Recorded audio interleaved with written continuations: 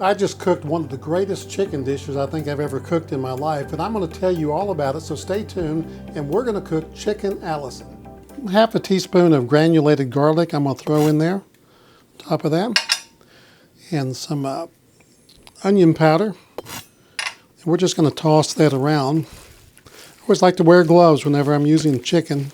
And I'm heating up my skillet over here. We're going to get it good and hot, and then we're going to add some avocado oil. We're going to put a good amount in there and get it nice and hot. You'll start seeing it shimmer and the legs are already forming. It tells us that our skillet's pretty good and hot. We're going to get that almost to the point where it starts to burn. Now this is avocado oil, so it has a smoke point of about 520 degrees.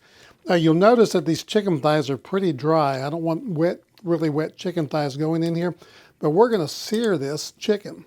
You lay it away from you, not towards you. And you lay it in there on the presentation side down, or that side that has the silver skin on it there, not that rough side. So we're going to lay it down. I can already smell that garlic. And don't overcrowd your pan. We want to sear these, get a good browning on them. We don't want to boil them. And if you put too many in a pan, they're going to steam more than anything else. If you go to pick these up and they still stick, just leave them. They'll eventually release once they get ready. But we want this to be good and golden brown when we flip it over. And I'm really not concerned with getting a good sear on the back side here as much as I am the presentation side. So how did this recipe come about? Well, I actually have a couple catfish recipes called Catfish Allison. Great recipe for catfish.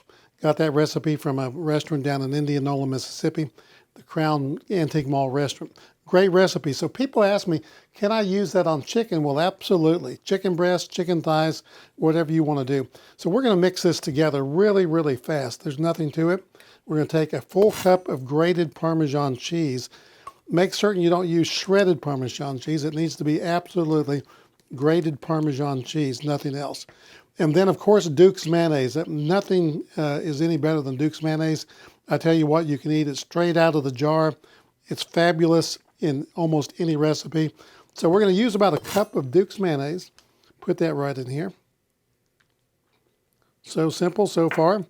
1 stick of softened butter. Mix that in there.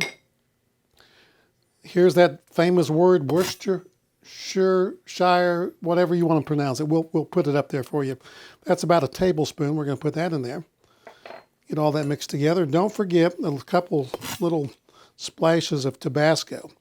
I like it a little heavier. I like to put a little squeeze of lemon juice into it. The original recipe doesn't call for that, but I like to add some lemon juice.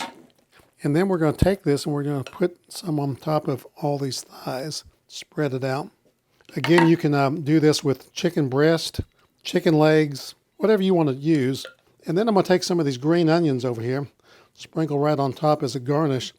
This is going to go in the oven with these thighs probably, they're probably going to take about 20 minutes. This is going to become golden brown. It's going to be so aromatic. I'll tell you, you're really going to love this dish. So 375 to 400 degrees in the oven. About 20 minutes, we'll go back and check on it. We want 165 degree internal temperature, and then we're going to be good to go. Just came out of the oven about 175 degrees. I let it cool down just a little bit. And I think the aroma and this golden brown, that nice little crust on top of that chicken, this is going to be so good. I think it's going to rival my Catfish Allison, which is one of my favorite recipes. And get a lot of compliments on this recipe from people. Now that we're doing it with chicken, I think people are going to be extremely happy with this. Put a little bit of that sauce right on top there. You can garnish this with a lemon or capers. I think capers would be really, really good on this. Get that out of the way. The best chicken I've ever had. Colonel Sanders, if you ever tried this recipe, I think you'd change your entire concept of cooking chicken. It is so really, really good.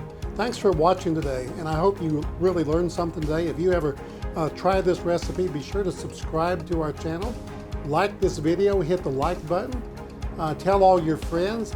But above everything, remember, not only love to cook as I love to cook, but cook to love.